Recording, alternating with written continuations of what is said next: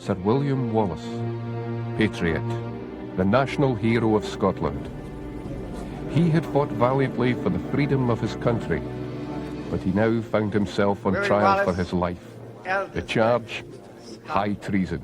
You stand here accused of the most heinous crime of treason against the realm of His Most Gracious Majesty King Edward. How do you plead? How do you plead, man? Speak. Speak!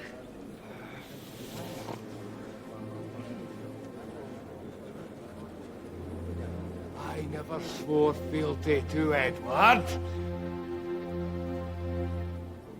You bring me here for an act of judicial murder! You're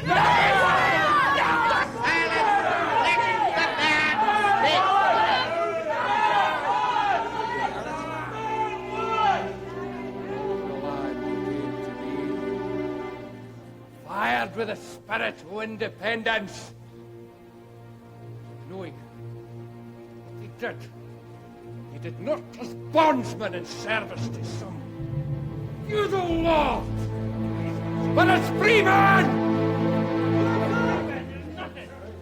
marching and fighting and dying for their own sakes, their homes,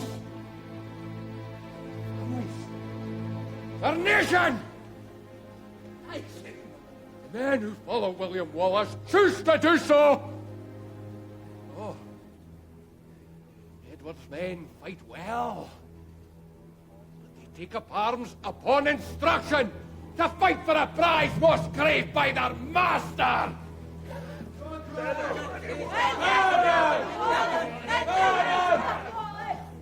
We are not soldiers! Yet we fight for a prize far greater than any crown or pretty bauble that Edward might dream of. We fight for freedom! I never swore freedom! I never swore freedom!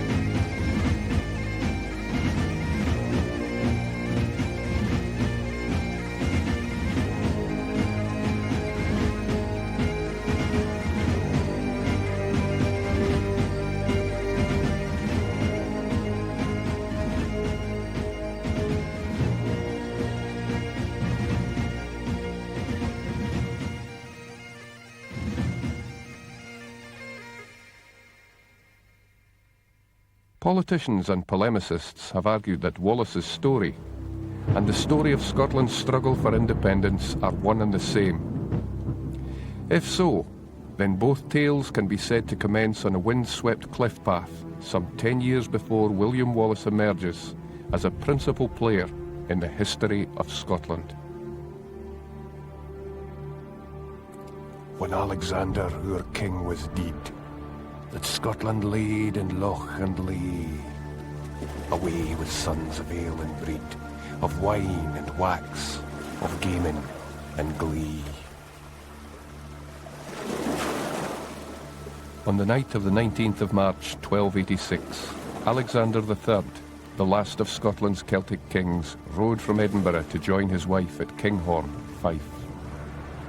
His horse stumbling, the great man was thrown, falling to his death over the steep cliff face.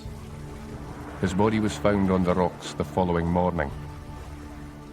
Scotland had prospered during Alexander's mostly peaceful reign.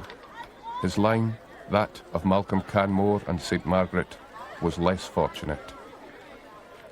His only surviving heir, Margaret, the Maid of Norway, 3 years old at the time of her succession, died without ever setting foot on Scottish soil. With the passing of the House of Canmore, it was not long before the Scots nobles began squabbling over the crown. All in all, there were 13 competitors for the Scots throne. Fearing civil war, the Guardians of Scotland invited Edward I of England to preside over an inquiry as to which of the Scots nobles had the strongest claim.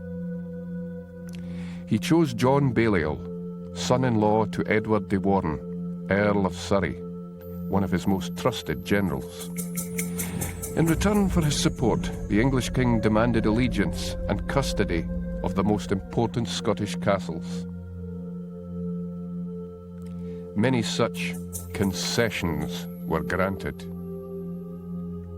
Enthroned at Scone on St Andrew's Day, 1292, Balliol soon found his southern neighbours' continual demands and interventions intolerable. When the English king demanded the service of Scots troops to help wage war in France, the community of the realm compelled Balliol to abrogate his allegiance to Edward, advocating, in turn, a renewal of the Auld Alliance with France. Edward's response was swift and severe. He commanded that Surrey lead an army of invasion against his royal son-in-law. At that time, Scotland had two armies, a feudal force of landowners, obliged to provide a knight and a handful of followers for any conflict, and the army proper, consisting of any adult males with the strength to take up arms. Neither had taken the field since Alexander's victory at the Battle of Largs, some 30 years past. The English, on the other hand, had just successfully conquered Wales. It was to prove a great mismatch. The feudal army was routed at Dunbar, and John Balliol was forced to flee. In July 1296, he surrendered to Edward's forces at Stracathro, and stripped of his royal insignia, was imprisoned within the Tower of London. Imposing direct rule and taxation, Edward now claimed outright overlordship over Scotland, demanding that each Scots noble and landowner swear an oath of allegiance to the English crown. Each in turn was required to add his name to a declaration acknowledging his right to rule, a document guaranteeing obedience to Edward and to Surrey, the newly proclaimed Governor of Scotland. It was to become known to later generations by the scornful title, the Ragman's Roll. Those that refused to sign found their lands, titles, and even their lives forfeit. One such man was William Wallace. Born in 1270, the second son of Sir Malcolm Wallace of Elderslie, Renfrewshire, William did not emerge from obscurity until the age of 27. For many of the details of his early life, we are dependent on the work of Henry, or Blind Harry, the minstrel. Although Harry wrote his great ballad nearly 2 centuries after the death of Wallace, he claimed as his authority a contemporary Latin work by John Blair. Sadly, this account has not survived the passing of ages. Blind Harry, therefore, is the best source we have concerning the life of William Wallace. Blind Harry's epic poem, The Wallace, associates the young William's early years with Dundee and Ayrshire. He is said to have trained for the priesthood in Dundee, but as the poem is not a primary source, we do need to treat it with some caution. Some facts are more certain.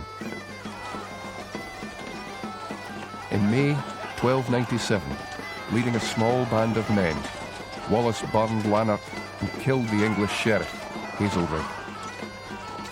According to legend, he did so either to avenge the death of his wife or the wife of one of his comrades.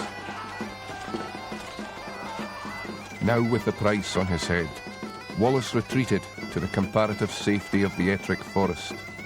There, to plan a guerrilla campaign against Surrey's officers and those loyal to Sir Hugo de Cressingham, Edward's treasurer in Scotland. News of his revolt spread quickly. From all over the land we came to him, fired with the spirit to independence, sure in the knowledge that what we did not as bondsmen in service to some feudal maester, but as free men, marching and fighting and dying for ourselves, our families. History Hit is an award-winning streaming platform built by history fans for history fans. Enjoy our rich library of documentaries covering key events and locations of the medieval period. History Hit's medieval offering features leading historians such as Dan Jones, Eleanor Janega and Kat Jarman. Not only that, but we've a rich library of audio documentaries covering every period of history through our network of podcasts. Sign up now for a free trial, and Chronicle fans get 50% off their first 3 months. Just be sure to use the code Chronicle at checkout. Our nation. I followed the Wallace, aye, but no as a vassal. I followed proud William because I chose to do so. We must have made a pretty sight. A ragbag army o' half-starved farmers, tanners, hammermen and the like. Hardly a soldier among us. Governor Surrey's men laughed when we first took arms against them. How could so feeble a force pose any threat to the might o' the overlord? They didn't laugh long. Edward Longshank's men were good soldiers, aye, but they fought only because they were told to fight. We fought for a prize far greater than any crown or pretty bob of the English tyrant might dream of. We fought for our freedom. Cheered by his example, more and more ordinary men put down the tools of their trades and joined the resistance. This was conflict through choice rather than feudal obligation, fought by a people's army. As Wallace fought in the south, so did Andrew de Murray in the north. Like Wallace, Murray had refused to sign the ragman's roll and suffered the consequences of the rebellion.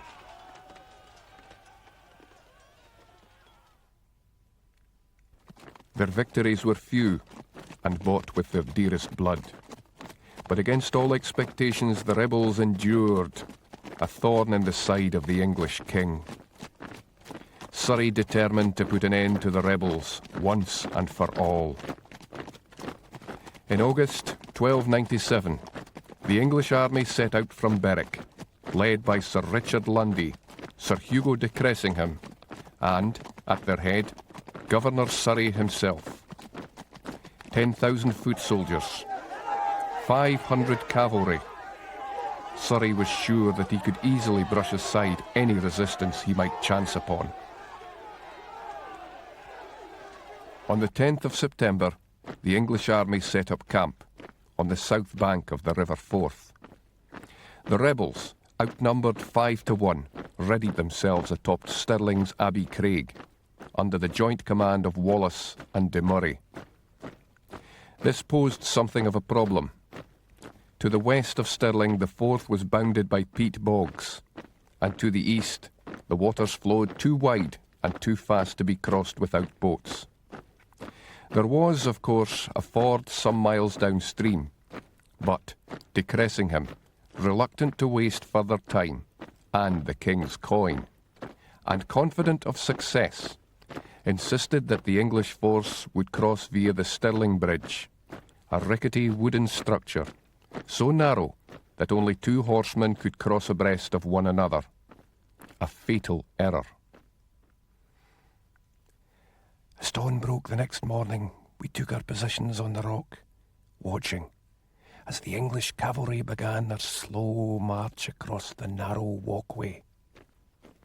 Suddenly they stopped dead in their tracks, turned slowly about, and set off back the way they came. The Earl o' Surrey, it seems, had overslept, and sent word that the battle was no to start without him. In time they resumed their crossing, with De Cressingham now riding at their head. We watched and waited as the first horsemen began to alight on the north bank. Many of us pleaded with our leaders to give the order to advance, to let us fall upon the enemy before we were outnumbered. Wallace stood his ground. "Be patient," he said, "or all may be lost." More came, spreading out below us, their armour glinting in the sunlight. Only when the enemy was split in two by the river was the command given to attack. And only then did we see why proud William had urged us to bide our time. For their arms in great numbers, the English were trapped, with us bearing down on them from above, and the bog pinning them in on either side. They had nowhere to go but back the way they came, across the bridge. Many turned on their heels, driving headlong into the still advancing forces of Lundy and Surrey. More and more piled onto the wooden walkway, the bridge groaning under their great weight. Suddenly, its supports gave way, plunging its burden into the waters of the Forth. Those English knights who had remained upon the north bank were forced into the bog or slaughtered where they stood. Surrey was forced to watch from the other side. It is said that De Cressingham, whose taxes had stripped the shirts from the backs of many a poor Scot, was one of the first to fall. Wallace, with ironic savagery, had the skin flayed from his body and had it decorate the baldric of his sword. English losses were enormous, their host retreating southwards. Scottish losses were few, although de Murray was fatally wounded, dying some 2 months after the battle. Now hailed as the people's champion, Wallace went on to reclaim Berwick and raid the territories of Northumberland. In March of 1298, he was made guardian of the realm in the name of the deposed King John Balliol. He attempted to muster military and financial support from the continent, particularly from Rome and the German cities of the Hanseatic League, asking their assistance in the liberation of Scotland. But none came, and time was running out for Wallace.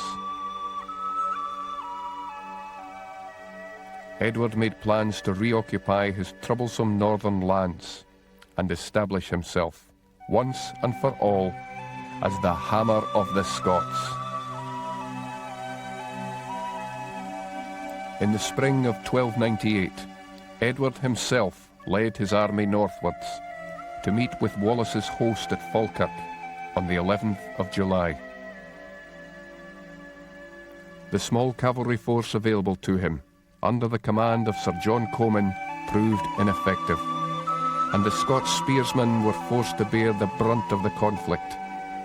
Their packed ranks made an easy target for the English longbow, and the Scots army dispersed under a hail of arrows as fierce as that which would later be loosed at Agincourt. Defeated, his country again overrun by Edward's forces, Wallace resigned his position as guardian and, early in 1299, fled for France.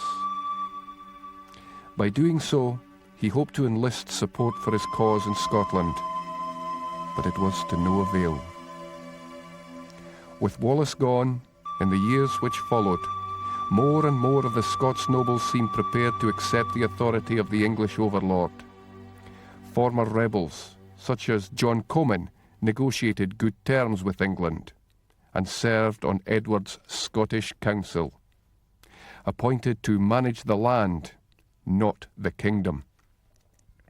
So Wallace's decision to return to his homeland in 1303 was a risky venture from the start.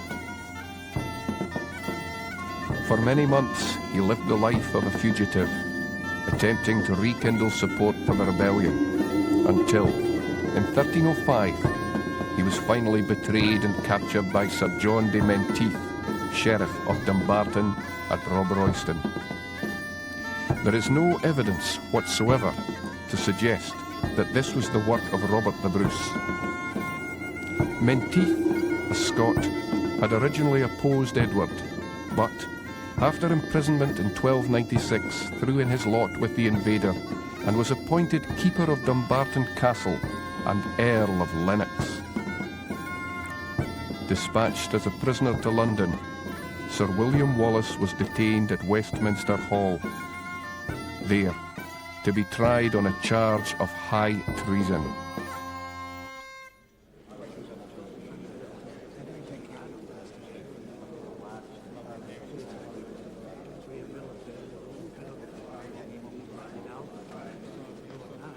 William Wallace of Elderslie, Scotland. You stand here accused of the most heinous crime of treason against the realm of His Most Gracious Majesty King Edward. How do you plead? How do you plead, man? Speak. Speak!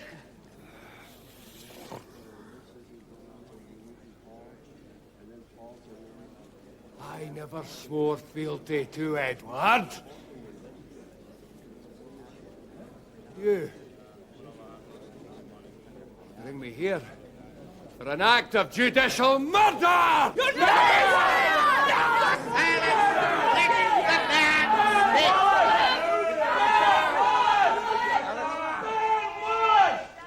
All over the land they came to me, fired with a spirit of independence, knowing what they did not as bondsmen in service to some feudal lord, but as freemen,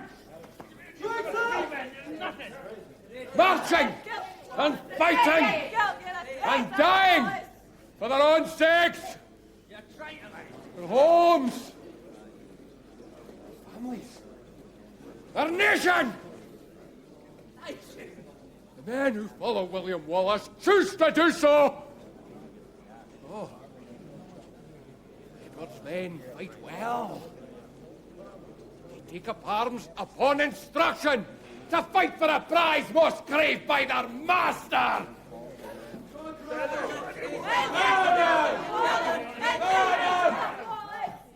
We are not soldiers, yet we fight for a prize far greater than any crown or pretty bauble that Edward might dream of.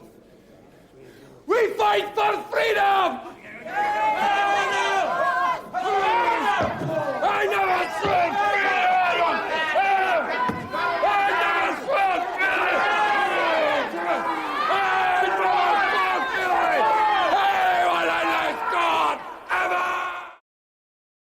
Alas, Scotland, to whom shall thou complain? Alas, for pain, wha shall thee now restrain? Alas, thy help is fastly brocht to ground. Thy best chieftain in braith bands is bound.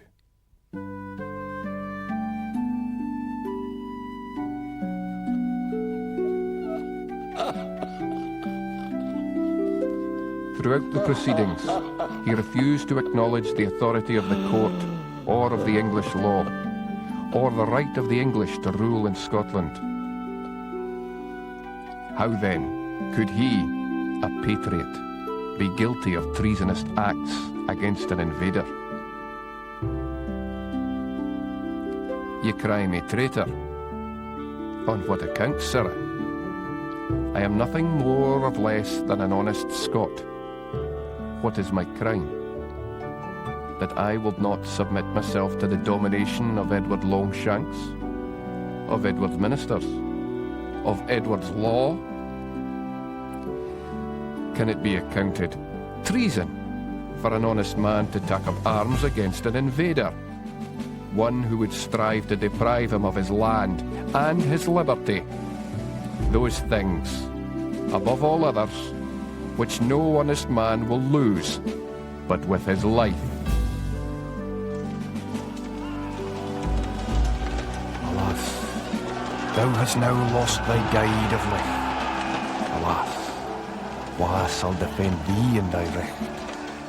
Thy gracious guide, thy greatest governor. Alas, our near is coming his fatal hour. On the 23rd of August, 1305, William Wallace of Elderslie was publicly hanged, drawn, and quartered. His limbs sent for display to Newcastle, Berwick, Perth, and Stirling as an example to other presumptuous rebels. Wha shall thee defend? Wha shall thee now make free? Alas, in war, wha shall thy helper be?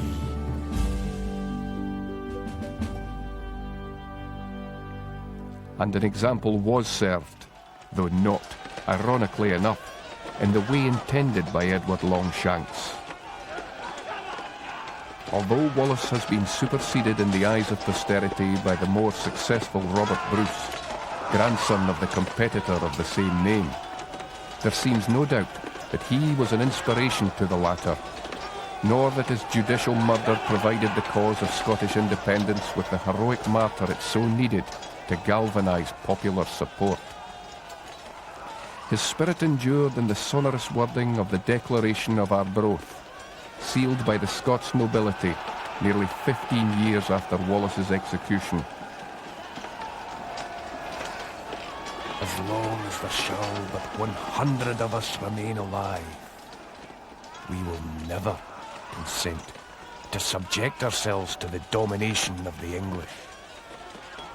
For it is not glory, it is not riches, neither is it honour, but it is liberty alone that we fight and contend for, which no honest man will lose, but with his life.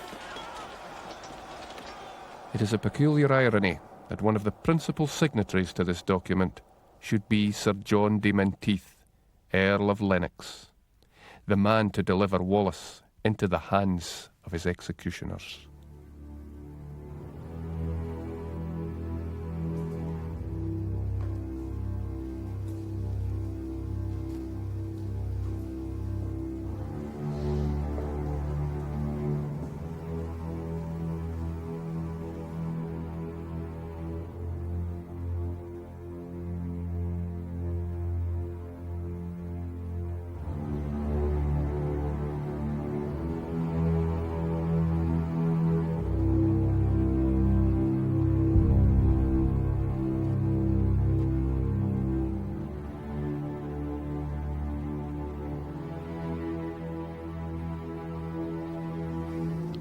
Scotland is empty, Bruce. There are many claimants. Mine is the strongest. Patience, Bruce. I have no desire for the throne. See, the Stone of Destiny. Scotland's destiny. In your hands.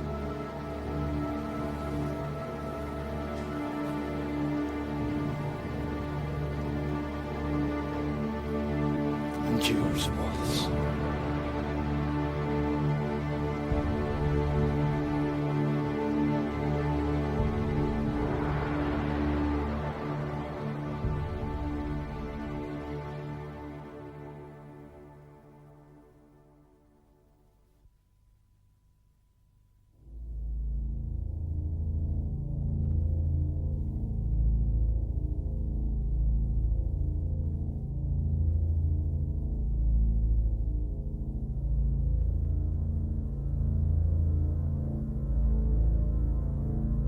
Scots were hae wi Wallace bled. Scots were Bruce as often led. Welcome to your gory bed, or to victory. Now's the day and now's the hour, See the front of battle hour. See approach proud Edward's power. Chains and slavery.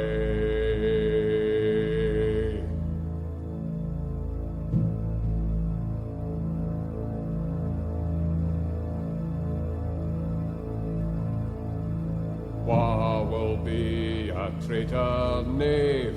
Wha can fill a coward's grave? Wha say base as be a slave? Let him turn and flee.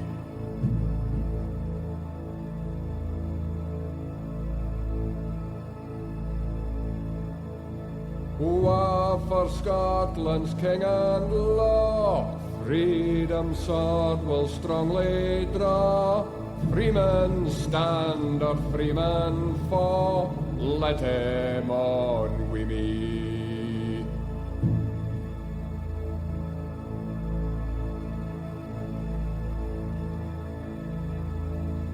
My oppressions, woes and pains, by your sons in servile chains, we will drain our dearest veins, but they shall be free.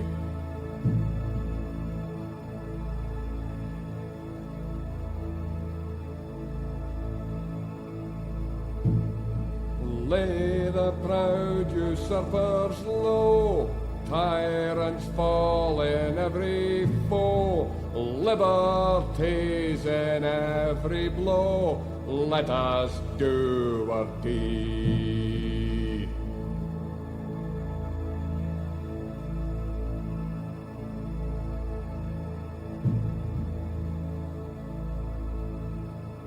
Scots were hay wi' Wallace bled, Scots were bruises often led. Welcome to your gory bed, or to victory. Now's the day and now's the hour, see the front of battle hour, see approach proud Edward's power, chains and slavery.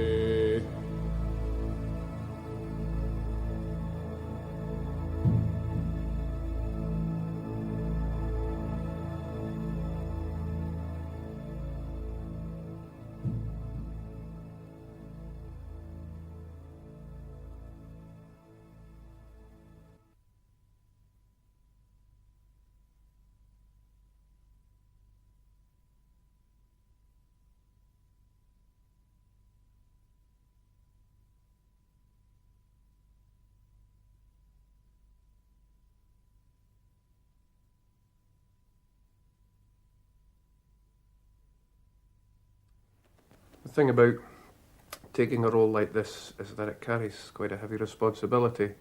That for an actor it's not just another job, particularly if you have a feel for this sort of thing, which I do.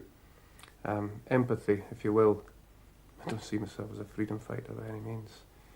But when it's your national hero, it's quite easy to become emotionally involved in a piece like this. You have to give it gravitas. It's not just another footery wee acting job. You have to bring as much integrity to a piece as this. I've spent a long time working on this, and I want it to work, not just for myself, but wherever this programme goes, hopefully all over the world, it will have done justice to the memory of William Wallace. I bought this shield, the Bruce shield from the film, The Bruce, and it's been a great experience playing part in the film as an extra. I've done a walk with the 1745 Jacobites, which was all for charity as well, but Wallace, he's the man for me, the hero of Scotland.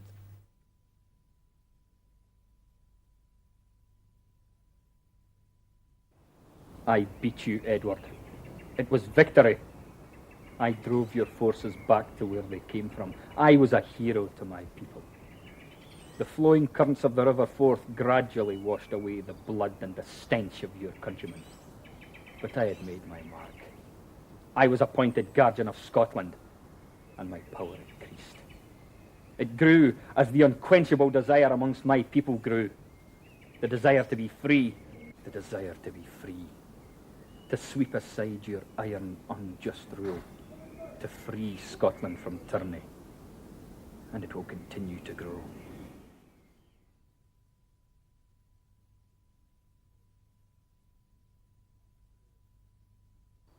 That was, it's from a piece called Wallace's Heel. It's just a short extract from a fairly lengthy monologue based around, fictitiously obviously, about Wallace's time in prison. It's been played in a few places at Ayr, Dundee, at Street Theatre, really. I find that does reach an awful lot of people from all over the world. And it's a piece which a lot of people can relate to. I mean, people from all over the world can relate to Wallace as the man that he was. And everybody has it. When the piece is performed, you do get some fairly emotional responses from some people. It hasn't been unknown for some to actually, have the tear in the eye sort of thing. It's a very, very good piece to play. It's quite emotional, as I said. It's powerful. It's very, very. You really get into it once it really gets started. It's the thing about Wallace himself. Wallace, the man. It's all he was. He was a man. He wasn't going out to try and be, this huge king. He wasn't looking for personal power. It was more, he was looking for Scotland. He was wanting Scotland to be free. He was wanting himself to be free. I think a lot of people can, equate with that, especially nowadays. There's so much of, so many power struggles going on. People can look at this piece and look at what's going on. They can really identify with it, I think. People all over the world have their own heroes. It's the same in every society. There is always somebody. In England, it's Robin Hood is this big, not so much a working class hero, but he's the person's hero, the ordinary man in the street hero. Scotland, there are a few people who are looked upon like that. Robert the Bruce is looked upon like that. Robert Burns is looked upon like that. Myself, at the end of the day, there is only really one big man in Scotland. That, for me, it has to be William Wallace.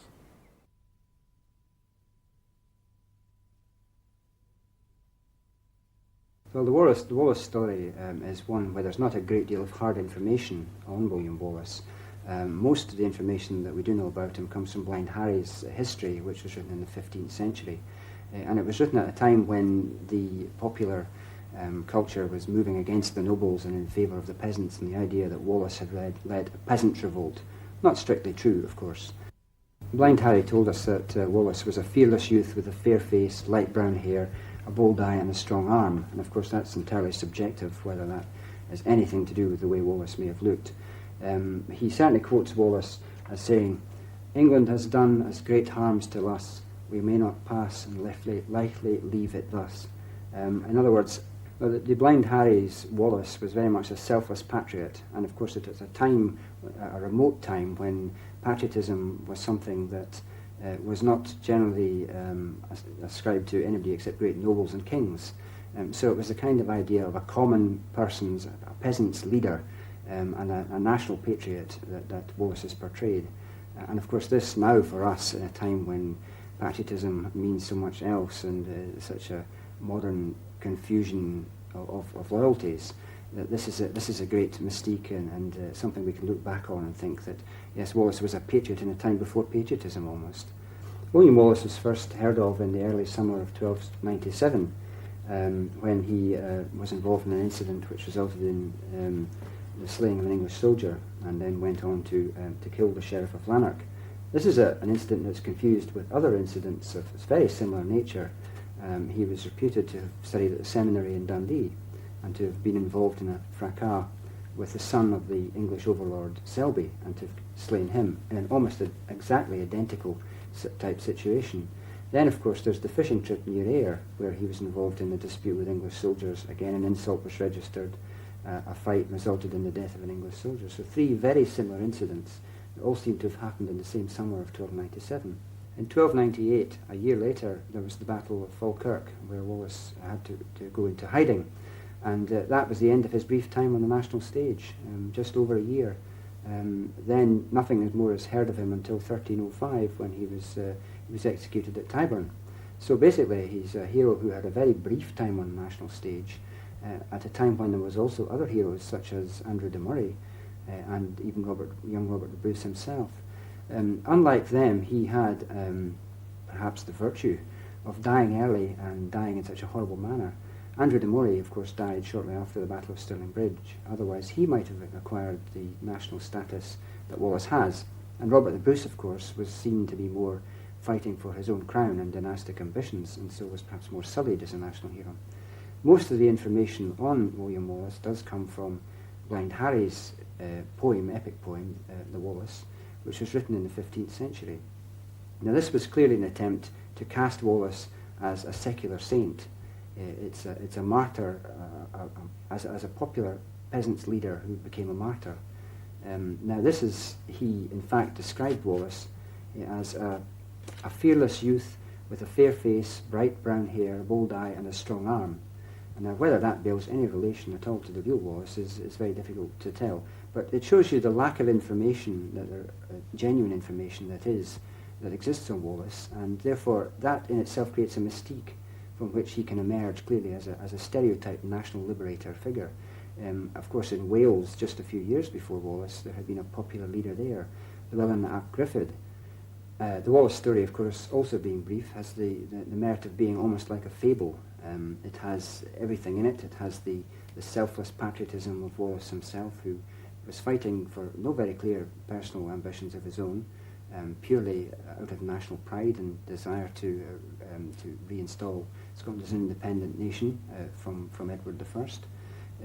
He also has the tragedy of having been betrayed by one of his own kind, Sir John Menteith, when the loaf on the table was turned round the other way, was turned upside down to indicate that the servant had successfully managed to steal Wallace's sword as he lay asleep in a cave nearby.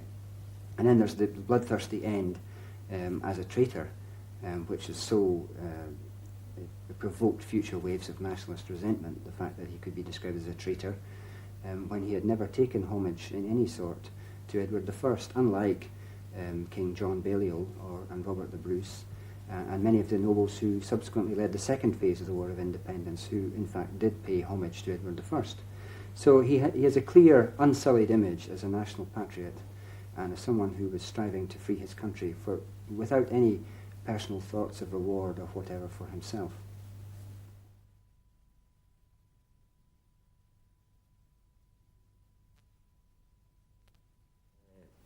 In my own way, it's taking part in this programme produces the sense that, you feel as if you're there and you're fighting for the freedom all over again.